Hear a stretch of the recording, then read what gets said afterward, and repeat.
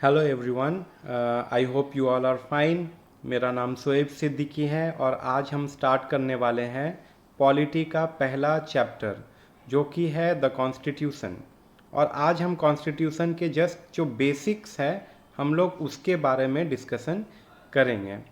But constitution को समझने से पहले हमें गवर्नमेंट का दो सिस्टम जो है वो समझना ज़रूरी है।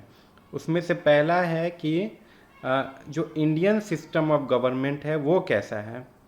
तो हमने या फिर गवर्नमेंट ने जो आफ्टर इंडिपेंडेंस जो सिस्टम अपनाया है वो है पार्लियामेंट्री सिस्टम, जिसे हम वेस्टमिंस्टर सिस्टम के नाम से भी जानते हैं। इसका जो पहला कॉन्सेप्ट है वो है कि यहाँ पे दो तरीके के हेड होते हैं। पहला होता है द नॉमिनल हेड, वो कौन है? वो है प्रेसिडेंट। और दूसरा है रियल हेड, वो कौन है? Prime minister. ये था यूनियन में। ठीक उसी तरह जो स्टेट गवर्नमेंट में जो नॉमिनल हेड होता है वो होता है गवर्नर, और जो रियल हेड होता है वो होता है चीफ मिनिस्टर, राइट। तो यहाँ पे ऐसा क्यों है?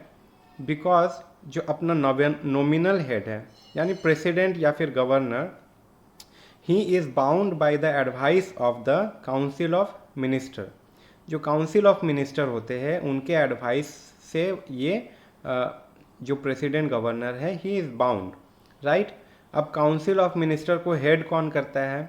यूनियन में काउंसिल ऑफ मिनिस्टर को हेड करते हैं प्राइम मिनिस्टर, और स्टेट में काउंसिल ऑफ मिनिस्टर को हेड करते हैं चीफ मिनिस्टर।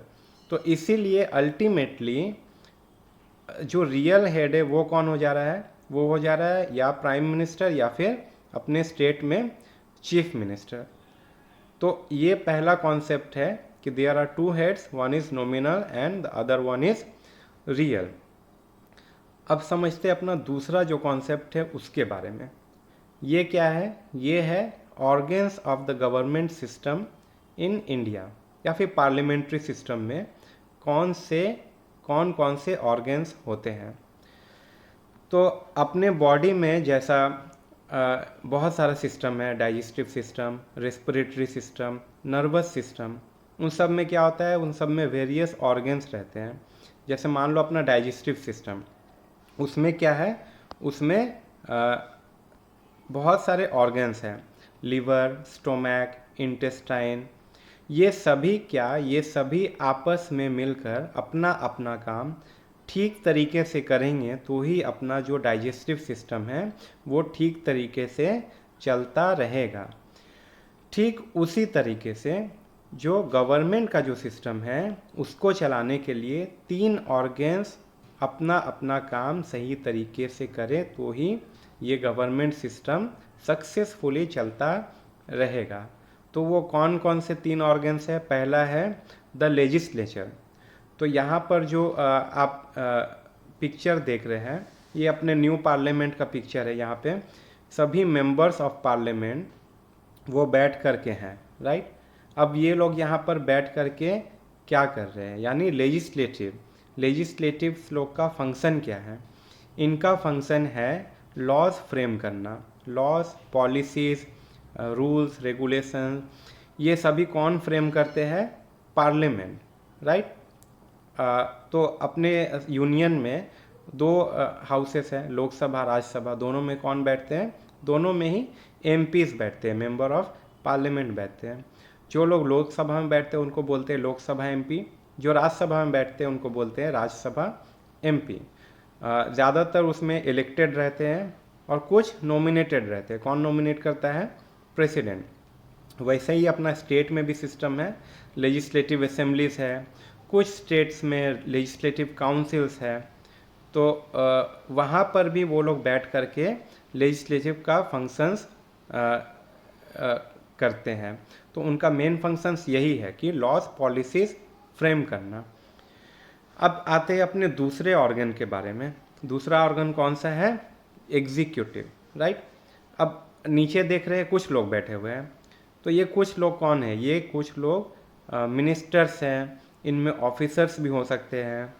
कि ऊपर में जो लॉज और पॉलिसीज़ फ्रेम किया गया है उसको इम्प्लीमेंट कौन करेगा। मान लो अपना नेशनल एजुकेशन पॉलिसी जो फ्रेम किया गया है, तो उसको तो अब एमपीज़ लोग आकर ग्राउंड पर इम्प्लीमेंट नहीं करेंगे।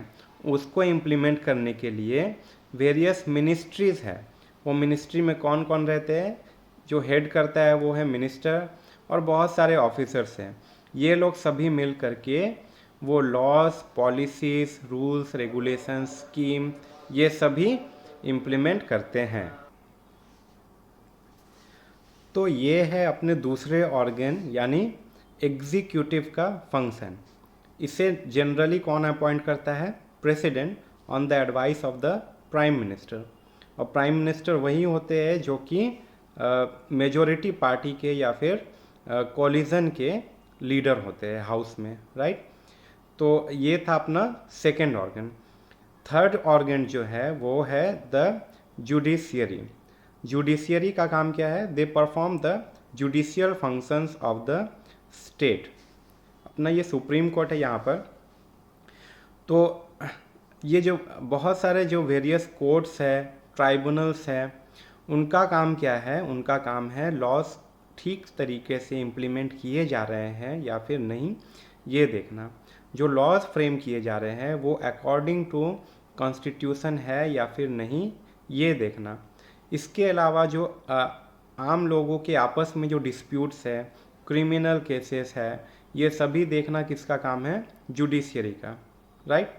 तो ये है अपना थर्ड और या फिर मोस्ट इम्पॉर्टेंट ऑर्गन, ये भी हम बोल सकते हैं। बिकॉज जो कॉन्स्टिट्यूशन है जो कि बाकी सभी कंट्रोल कर रहा है, इवन जुडिशियरी को भी जो कंट्रोल कर रहा है, उसको प्रोटेक्ट करने का, उसको प्रिजर्व करने का जो रिस्पॉन्सिबिलिटी वो किसके ऊपर में है, जुडिशियरी के ऊपर में है। अब चलते हैं अपना जो मेन जो आज का टॉपिक है, कॉन्स्टिट्यूशन। तो कॉन्स्टिट्यूशन क्या है, इसका जो सबसे शॉर्टेस्ट जो डेफिनेशन हो सकता है वो ये है कि the constitution is the supreme law of the nation. ये एक लीगल बेसिस है। किस चीज़ का लीगल बेसिस, कि हाँ हमारा एक देश है, वो देश कैसे गवर्न किया जाएगा, कौन लोग उसको गवर्न करेंगे, ये जो आगे मैंने ऑर्गन्स पढ़ाया बहुत सारा, एग्जीक्यूटिव, लेजिस्लेटिव, जुडिशियरी, ये लोग कैसे काम करेंगे, यहाँ पे जो जजेस आएंगे, जो एमपीज आएंगे, जो प्रेसिडेंट रहेगा, जो प्राइम मिनिस्टर रहेगा या फिर जो चीफ मिनिस्टर, जो भी लोग जो गवर्नमेंट सिस्टम में आकर के रूल कर रहे हैं हमारे ऊपर में, वो कैसे रूल करेंगे, कौन कौन एलिजिबल है, ये सभी कहाँ पर लिखा हुआ है, it is written in the constitution. तो कॉन्स्टिट्यूशन सुप्रीम लॉ है, यानी सबसे ऊपर, सबसे highest level of law in the nation. क्यों, बिकॉज ये उन लोग को गवर्न कर रहा है जिनका काम है लॉज बनाना, और बाकी जितने भी लॉज है वो सभी को कॉन्स्टिट्यूशन के अकॉर्डिंग ही रहना पड़ेगा। ऐसा नहीं है कि हाँ कॉन्स्टिट्यूशन का जो बेसिक जो प्रोविजंस है उसको वायलेट करके कोई लॉ बना दिया जाए, राइट। तो इसीलिए the constitution is the supreme law of the nation. अब आता है कि why do we need a constitution. Constitution की ज़रूरत क्या है एक देश में। अपना ये जो थंबनेल था ये वीडियो का, इसमें देखेंगे कि एक राजा है, उसको लोग क्या कर रहे हैं, एक पेपर में लपेट करके कहीं ले जा रहे हैं। वो ये सिग्निफाई करता है कि कॉन्स्टिट्यूशन इतना पावरफुल है कि वो इवन जो मोनार्क है, जो राजा है, उनके भी आर्बिट्ररी रूल को वो लिमिट कर सकता है, चेक कर सकता है कि जो राजा है या फिर जो भी रूल कर रहे हैं वो अपने मन मर्जी तरीके से लोगों पर रूल ना करें। तो इसके लिए जो लिमिटेशंस है, जो बैरिकेड्स जो लगे हुए हैं, वो कहाँ पर है, कॉन्स्टिट्यूशन में। इसके अलावा जो प्रोविज़न्स है कि हाँ एक गाइडेंस जो है कि हाँ राजा को या फिर जो भी रूल कर रहा है उसको इस तरीके से रूल करना पड़ेगा, ये ऑब्जेक्टिव्स है, ये सब कहाँ है, that is written in the constitution. तो basically it is so much important. क्यों, बिकॉज ये आर्बिटरी रूल को चेक कर रहा है, हम लोग को राइट्स दे रहा है, फंडामेंटल राइट्स एंड ऑल। जितने भी पावर्स है वो सभी डेराइव हो रहे हैं कॉन्स्टिट्यूशन से। जितने भी राइट्स मिल रहे हैं हमें fundamental rights, they are from the constitution itself. So constitution बहुत ही इम्पॉर्टेंट है किसी भी मॉडर्न नेशन के लिए।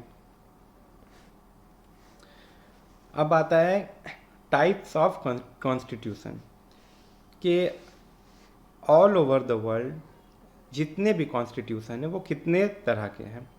पहला है कोडिफाइड, जो क्या है, रिटन है और एक सिंगल डॉक्यूमेंट में है। अपना जो यूएस का जो कॉन्स्टिट्यूशन या फिर अपना खुद का इंडियन कॉन्स्टिट्यूशन जब हम बोल रहे हैं, दैट मीन्स हमारे दिमाग में आता है एक बुक है, उसके अंदर आर्टिकल्स है बहुत सारे, तो बस एक सिंगल बुक आता है। ऐसा नहीं कि हाँ बहुत सारे डॉक्यूमेंट्स है और वो कॉन्स्टिट्यूशन है। तो ऐसा कॉन्स्टिट्यूशन जो कि रिटन है और एक जगह पर सिंगल डॉक्यूमेंट है, इसको बोलते हैं कोडिफाइड कॉन्स्टिट्यूशन। कौन कौन से देश में? बहुत सारे देश में, मैक्सिमम देश में कोडिफाइड कॉन्स्टिट्यूशन है। यूएस में, यूएस एग्जाम्पल ले सकते हैं, अपना India, all these are having codified constitution which are written and in a single document. दूसरा जो टाइप है वो है अनकोडिफाइड, यानी जो कि अलग अलग है। अब अलग अलग दो तरीके से हो सकते हैं, कुछ पार्शियली रिटन है या फिर मतलब कुछ डॉक्यूमेंट्स ऐसा है जो कि रिटन फॉर्म में है, कुछ ऐसा है जो कि कन्वेंशन यानी चलते आ रहा है जो सदियों से, ये यहाँ पर ये वाला partially written and partially through convention. तो ऐसा डॉक्यूमेंट कहाँ पर है, मतलब ऐसा कॉन्स्टिट्यूशन कहाँ है? यूके में, कनाडा में, न्यूजीलैंड में। और इसका जो सब पार्ट है वो ऐसा कॉन्स्टिट्यूशन है जो कि अलग अलग है बट सभी रिटन है। यहाँ पे कोई भी ऐसा कॉन्स्टिट्यूशन का जो प्रोविजंस है ऐसा नहीं है जो कि लिखा हुआ नहीं है, राइट। तो ऊपर वाला जो है ये रिटन है, सभी चीज़ रिटन, कोई भी ऐसा नहीं है जो कि कन्वेंशन से आ रहा है, रिटन है बट अलग अलग है। तो ऐसा जो अनकोडिफाइड कॉन्स्टिट्यूशन है ये कहाँ कहाँ पर एग्जाम्पल दिया हुआ यहाँ पर, San Marino, Israel, Saudi Arabia, right. तो ये थे टाइप्स ऑफ कॉन्स्टिट्यूशन और एग्जाम्पल। अब चलते हैं अपना फैक्ट्स अक्रॉस द वर्ल्ड कि ऑल ओवर द जो कॉन्स्टिट्यूशन है, ऑल ओवर द वर्ल्ड जितने भी कॉन्स्टिट्यूशन है उसके कुछ फैक्ट्स। पहला कि दुनिया का सबसे ओल्डेस्ट और शॉर्टेस्ट रिटन कॉन्स्टिट्यूशन, ऐसा कॉन्स्टिट्यूशन जो कि लिखा हुआ है, कोडिफाइड है, मतलब एक जगह किया हुआ है, उसमें सबसे ओल्डेस्ट और शॉर्टेस्ट कौन सा है? ये है constitution of America, US constitution 1789 में लिखा गया था और ये शॉर्टेस्ट है और ओल्डेस्ट भी कह सकते हैं। दूसरा जो फैक्ट है वो ये है कि the constitution of San Marino is the oldest uncodified constitution of the world. Uncodified constitution में सबसे ओल्डेस्ट कौन सा है? ये है सैन मैरिनो का। कौन से ईयर में? 1600 में। तीसरा fact, the constitution of Monaco is the shortest by count, मतलब बाई वर्ड काउंट, अगर वर्ड्स को गिने तो सबसे शॉर्टेस्ट कौन सा है? Constitution of Monaco. बट अगर आर्टिकल वाइज देखें तो सबसे शॉर्टेस्ट कौन सा है? US constitution. लॉन्गेस्ट कॉन्स्टिट्यूशन कौन सा है? अपने इंडिया का, राइट।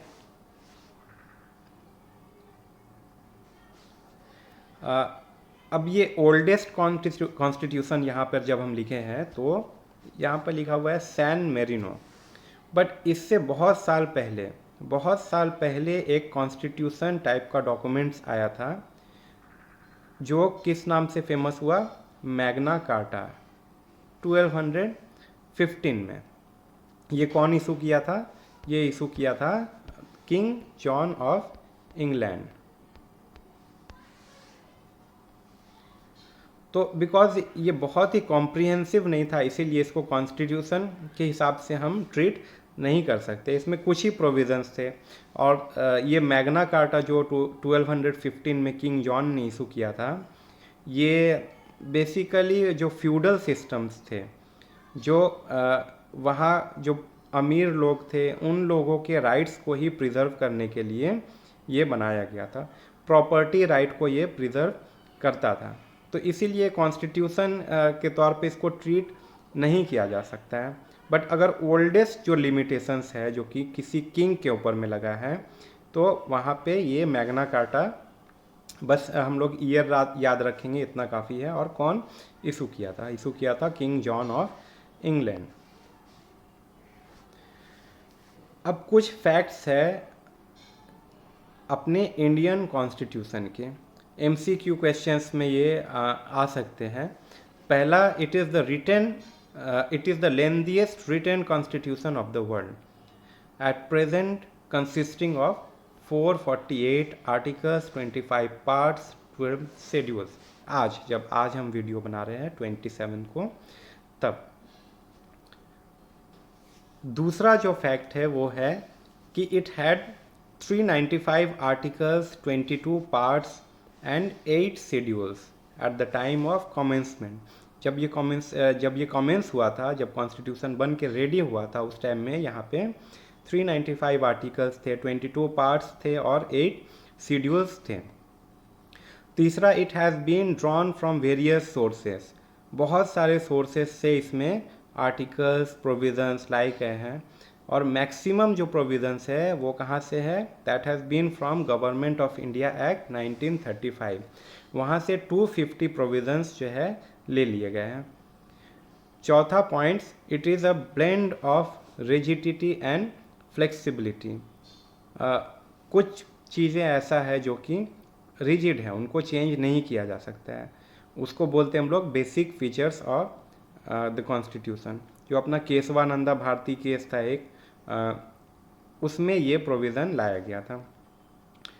और इसको अमेंड करना भी इजी है। बेसिक फीचर्स के अलावा जितने भी प्रोविज़न्स है उसको हम लोग ईजीली अमेंड कर सकते हैं। ये क्यों? बिकॉज अभी तक जो है 105 टाइम्स अमेंड हो चुका है। Next fact, the original constitution is handwritten with each page decorated by artists from Santiniketan, including Bihar Ram Manohar Sinha and Nandlal Bose।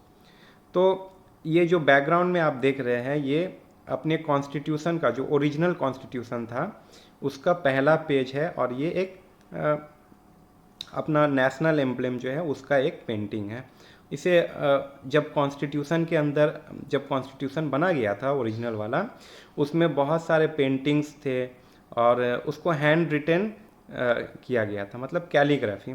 तो जो कैलीग्राफी किए थे वो थे प्रेम बिहारी नारायण रायज़ादा।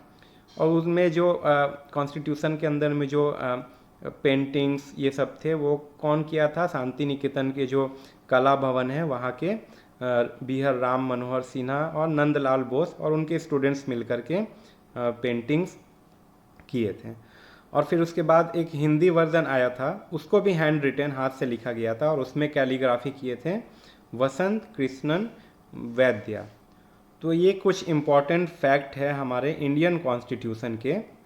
और बस आज के लिए इतना ही। नेक्स्ट हम लोग कॉन्स्टिट्यूशन के जो प्रोविज़न्स है उसको हम लोग पढ़ेंगे।